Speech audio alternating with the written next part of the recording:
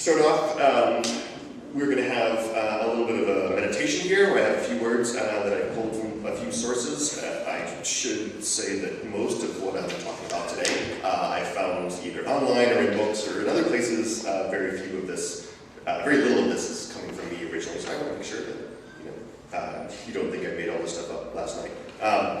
Some of it I did, but not all of it. So we're going to start off with a meditation, then we're going to talk about a few things, and I have some jokes in a hat to pass around, and we can go share and talk about some jokes as we want to. Okay. Let us turn inward now to search the depths of our being, to listen within to the subtle movements of our minds, to feel the passions of our hearts, to awaken the inner life which reaches beyond the self.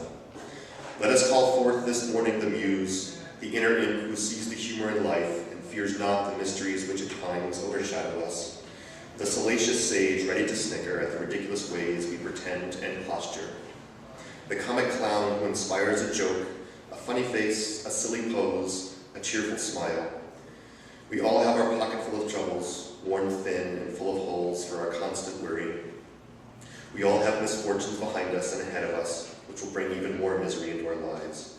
Each of us lives under the sentence of death which we cannot escape. To the sober-minded, life is a tragedy, but to the muse, it is nothing but comedy. The line between them can be ever so slender. Let us make friends this morning with our muse, and let the laughter come. Humor is the greatest healer, for the muse touches a part of us that knows a reality greater than death. This morning, may the muse lift us up, lift our burdens and cares, and renew our spirit. We'll have a moment of silent meditation.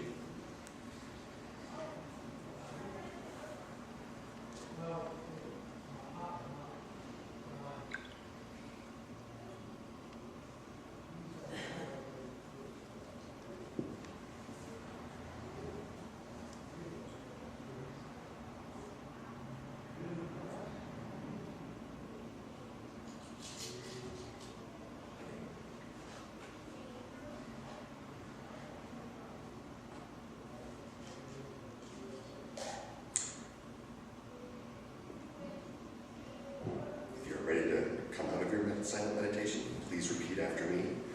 When I breathe in peace. When I breathe in, I breathe in peace. When I breathe out love. When I breathe out, I breathe out love. When I breathe in winter. When I breathe in, I breathe in winter. When I breathe out spring. When I breathe out, I breathe out spring. When I breathe in oxygen. When I breathe in, I breathe in oxygen. When I breathe out carbon dioxide. When I breathe out carbon dioxide. When I breathe in smells. When I breathe in, I breathe in smells. When I breathe out halitosis. When I breathe in pollen. When I breathe in, I breathe in pollen. When I breathe out sneezes. When I breathe out sneezes. When I breathe in humor. When I breathe in, I breathe in humor. When I breathe out laughter. When I breathe out laughter. When I breathe in peace. When I breathe in peace. When I breathe out love. When I breathe out love.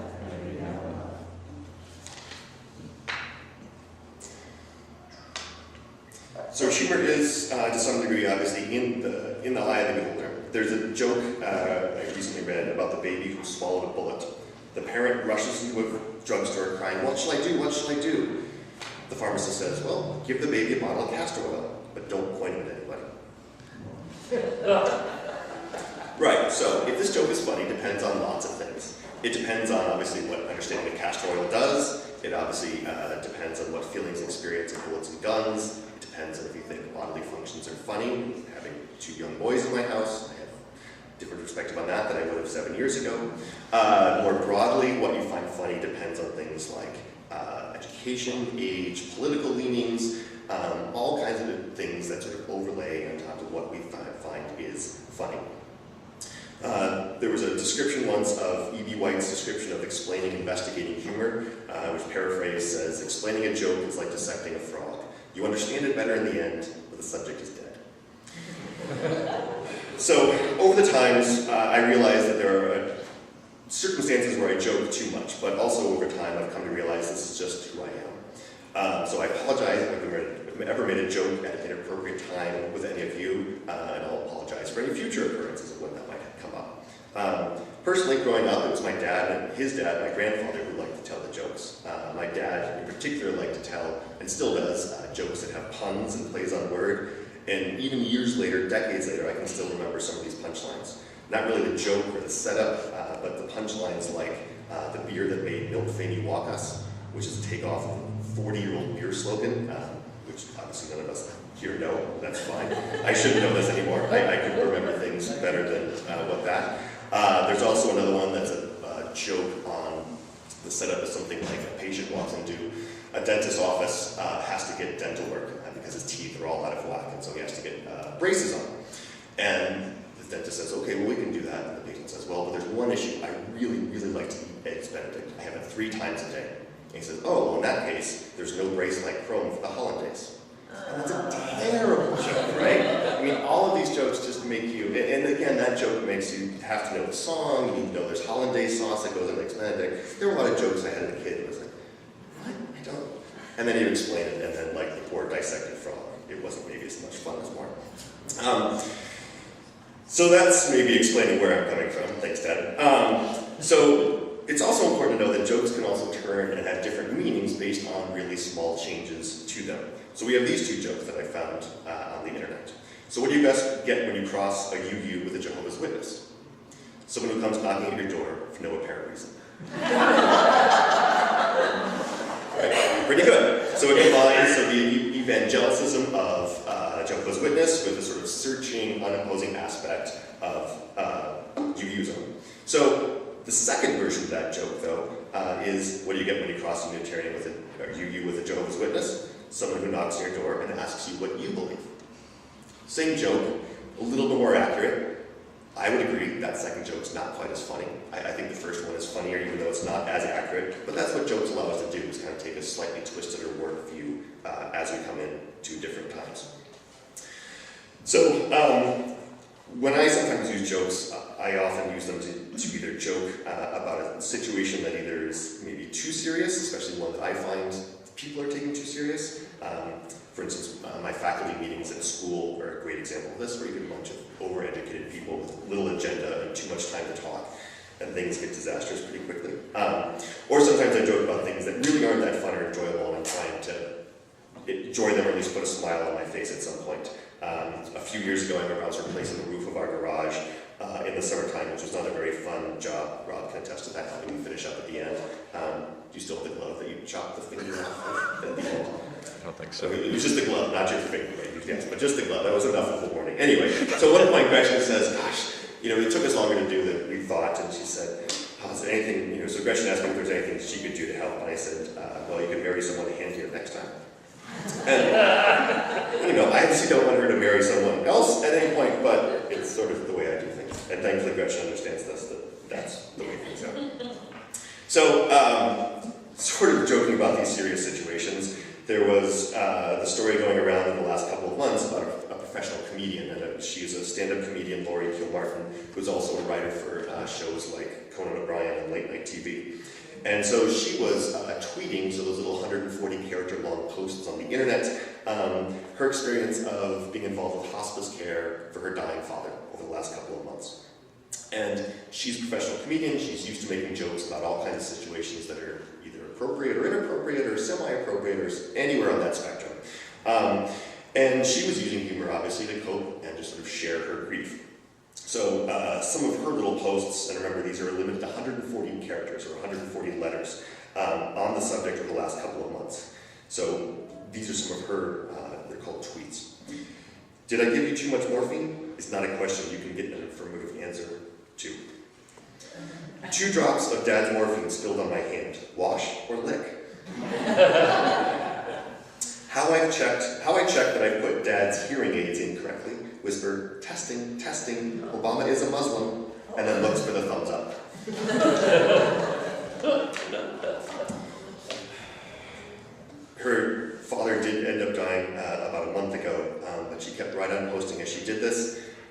some of her ones after her father's death included, do they fact-check obituaries? I want to say my dad played bass for the Rolling Stones. Even worse than losing my dad, that one of the few things that comforts me is watching Fox News. Another one of hers was, tip for adult children. It's way more satisfying to toss a parent's junk when they're alive and can say, why are you keeping this? And her last one that was posted last night was, if your dad dies and he's rich, do people say, I'm sorry for your gain? And, obviously this is someone who relates to humor and relates to grief in her own particular way. And I don't think I could ever share anything like she did. I think it took a lot of courage. She drew some criticism for these things. Some people felt like she was dealing with death in an inappropriate way, that she wasn't showing her father enough respect. But, in her situation, it combines two situations that are incredibly personal to someone. The dying of a loved one, and humor, and what people find appropriate and inappropriate, in my opinion, is so individually based that I would give her a lot of credit for doing that. I could see myself making some of these jokes maybe, but I'm certainly not enough of a public person to ever share them. So I give her a lot of credit for that.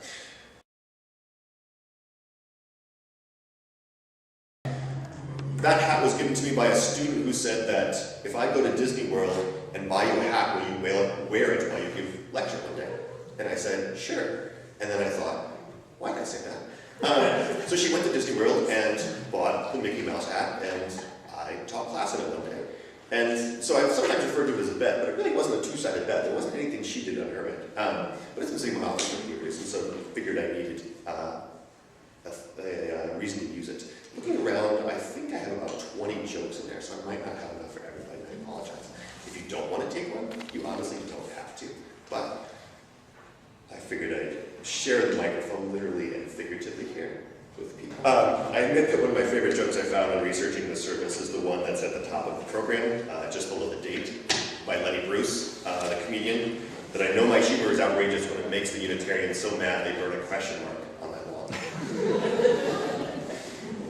Which, again, you're joking about things that are very serious, and we shouldn't, maybe, but that's fine. No one wanted to wear this one. Fair enough. Anyone? Thanks, Rob. Appreciate that. You're welcome. Got the hat. There we go. I'll read this as short, but can I tell a funny family story? Yes, most definitely. We can interject with any kinds of humorous story. You want to add your own jokes? Well, this is a family story, but it's Unitarian related, so I thought it would fit in. My two stepsons and my two sons all grew up in a Unitarian fellowship. At one point, when I had two daughters-in-law, one of whom also grew up in a Unitarian fellowship, we were down at the beach, and as one does when they're on family vacations at the beach, we were playing games. And my second daughter-in-law, who grew up in a traditional Protestant background, was given, it was one of those question and answer games, and she drew the question, how many loaves and how many fishes did Jesus use to feed the multitudes? And she thought, she read the question, she said, oh, this is easy, So she read her question to my 4 sons and my other daughter-in-law, and they all looked at each other and shrugged, and she said, what's the matter with you people? Don't you know the song?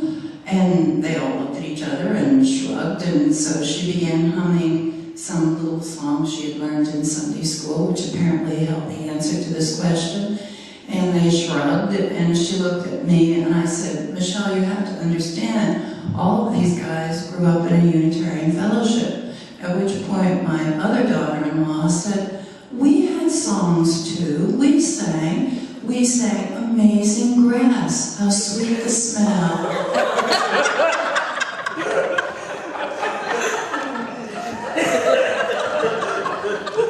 They never got the answer to the question. I don't think the joke your hand is better than that one. No, it isn't. It's short though, so I'll read it. Why did the UU cross the road? To support the chicken in its search for its own path.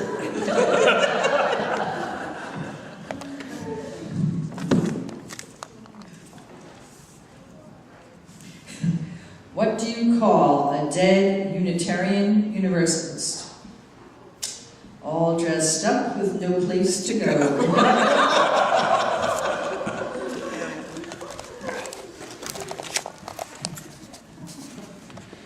Unitarian Universalists prefer buffet to catered, a UU was overheard saying over coffee hour.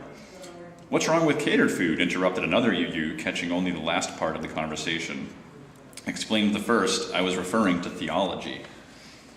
That's a deeper one. That requires too much.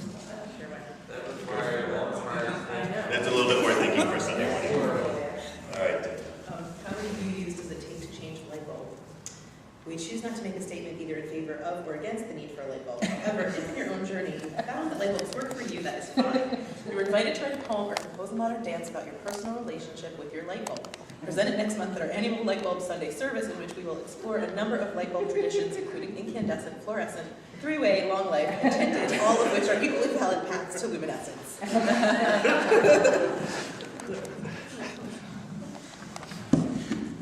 I wanted to start with something that was in the New York Times Talk of the Town many years ago. This was overheard in Summit, New Jersey. A couple of ladies were walking past the Unitarian church, and one said to the other, "Unitarians, I wonder what they believe in." And the other replied, "I'm not sure, but I think they believe in recycling." Anyway, the joke here is somebody goes to the printer and he goes, "Look, it's just out of paper. See on the computer, the flashing box says right here, replace the paper in tray 2. Sheesh, can't anyone here follow directions?" Another member retorted, "If we were the kind of people who follow directions, we wouldn't be UUs."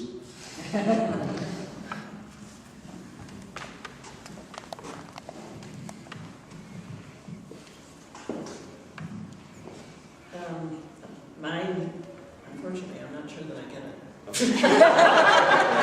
it. Some of these made a lot of sense We didn't last get that night. Maybe in the light of Sunday morning they don't, so.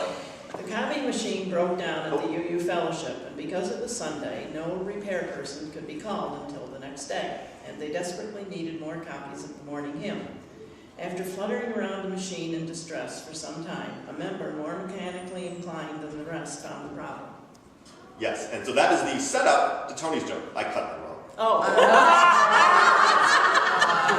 Quickly cutting on so if we could switch Louise's and Tony's, that would make a whole lot more sense. About the copy machine who broke and yes. Sorry. Okay, do you want to read yours again? Because I'm not sure what the problem was. Oh, okay, very good. To continue, chapter 2. It's just out of paper. The flashing box said right here, replace paper in tray 2. Sheesh, can't anyone here follow directions? Another member retorted, if we were the kind of people who follow directions, we wouldn't be UUs. Oh, there. That's Teamwork. I'm studying this so long. Teamwork.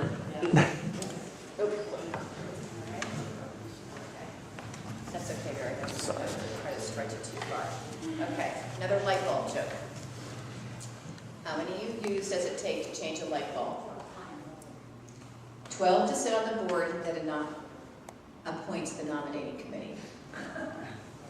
5 to sit on the nominating committee that appoints the building committee. 8 to sit on the building committee that appoints the light bulb changing committee. 4 to sit on the light bulb changing committee, which chooses who will screw in the light bulb. These 4 then give their own opinion of screwing in methods, while the one actually does the installation.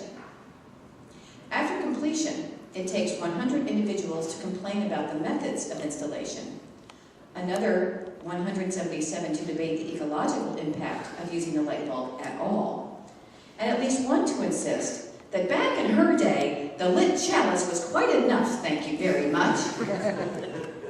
And I feel like putting a PS, and in our fellowship, these would all be the same people.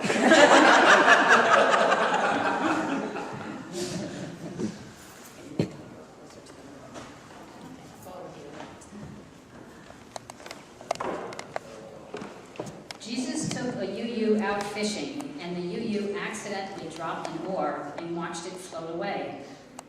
Jesus stepped out of the boat, walked across the water to the oar, grabbed it, and walked back to the boat.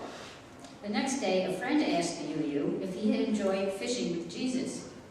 It was okay, but would you believe that guy can't swim?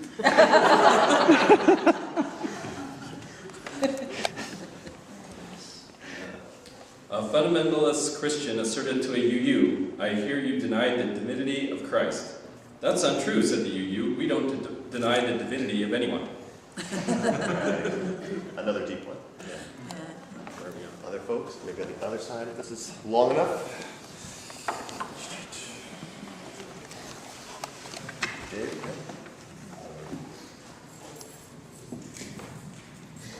Arguing with a Unitarian Universalist is like mud wrestling with a pig. Pretty soon you realize the pig's liking it.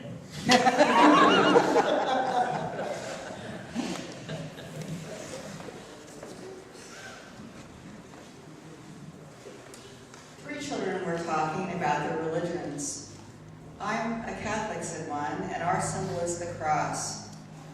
"I'm Jewish," said the second, "and our symbol is the Star of David." The third said, "I'm a Unitarian Universalist, and our symbol is a candle in a cocktail glass." Or again, in our fellowship, it used to be the candle and the kitty litter in the block. That's what we carry.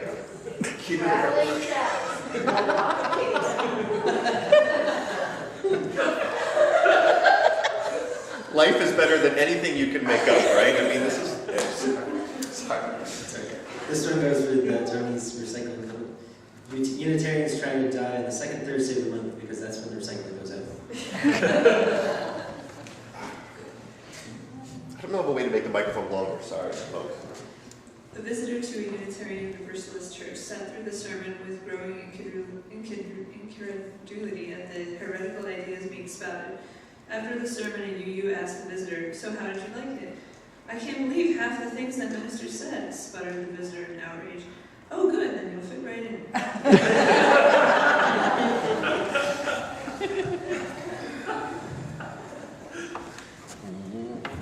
I'll just yell when... Okay. I think that's we reached our limit, so... UUs don't like heaven because they don't like gated communities. Okay, I have two. I have the one from the hat. Where is it? The only time you hear Jesus Christ in a Unitarian church is when someone falls down the stairs. And That one was fun. I found one on my phone. And these are signs that you would see near church or outside of church. In quotes, "Having trouble sleeping? We have sermons, come here one." That's a good one. The mic's only going to know this one. Sorry, yeah, you gotta come up.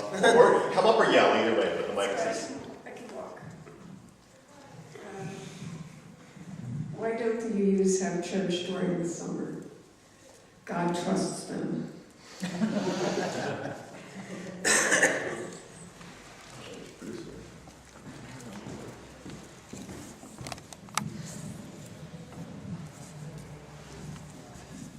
What do you get if you put two Unitarian Universalists together? 3 political parties. I ad-libbed it, I changed the answer. It's 3 opinions. Yeah? Here. Yeah. Right here.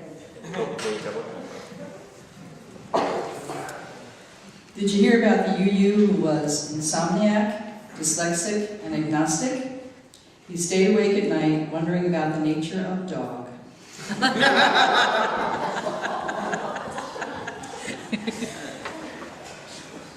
Other stories, jokes, things to share? Tony?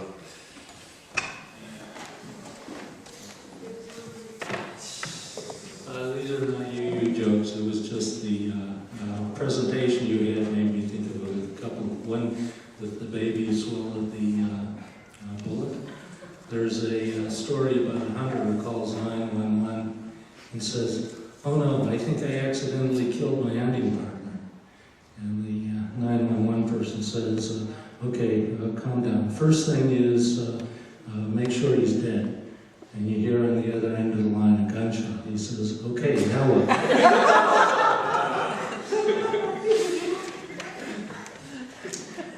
And then about the roof. There's a story about a couple of roofers who were doing a job on a roof, and one loses his footing, and he just slides down the roof over the edge, and he's ending up clinging with his fingers to the gutter. And so at that point, he turns to the other roofer and says, "This is the part of the job I hate."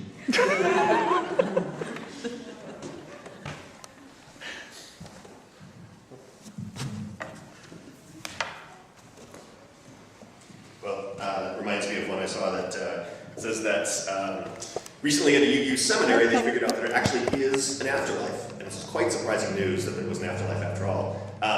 And the thing was that its afterlife was just like a fellowship's annual meeting. The problem was that half the people thought this was heaven, and the other half thought this was hell.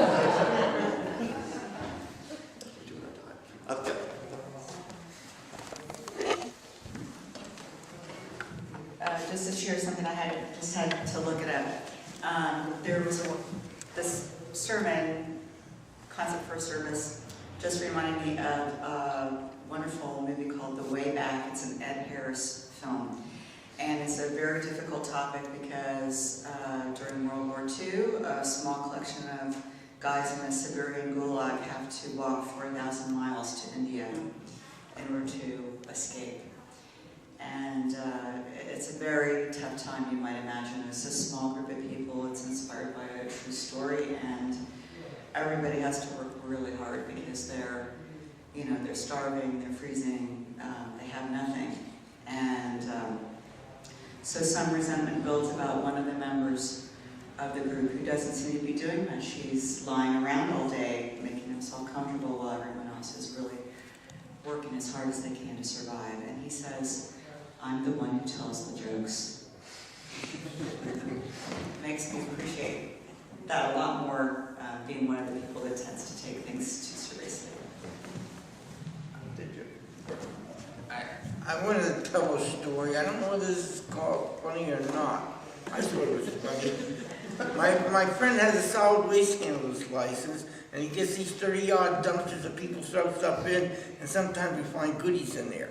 We found this little black box with the holes in the end, and it's where you put the rat poison. And rat poison comes in a 2-ounce piece of little square, about 2 inches long or something, with a hole in the middle. Sometimes they're green. Well, this little box holds 5 on one side and 5 on the other side. So that's 10 pieces, that's 20 ounces of rat poison. So I had to set up by my round grain bin for rats. And I come down the hill and there's a big bunch of my sheep there, and I'm thinking, I better see what they're doing.